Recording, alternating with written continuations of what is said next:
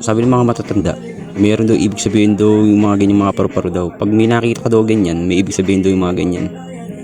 Di ko alam kung talagang totoo yung mga pamahiin talaga. Ako talaga hindi talaga sobrang naniniwala sa mga pamahiin kasi pag sobrang mong pinapaniwalaan yung isang bagay talagang nangyayari talaga eh.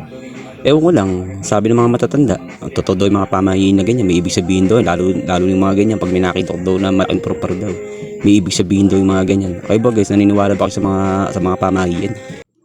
Gaano ba talaga katotoo ang pamahiin guys?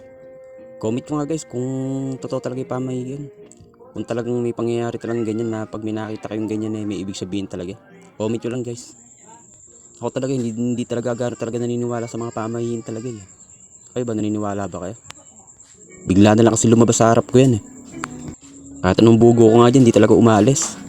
Pero may nagkwento sa akin, pag mayroon doon naman isa sa kamag-anak ninyo, yan ganyan daw, dadalaw daw sa bahay ninyo. Yun yung naikwento sa akin. Totoo ba talaga? Sigurado lahat sa inyo marami naniniwala sa pamahiin.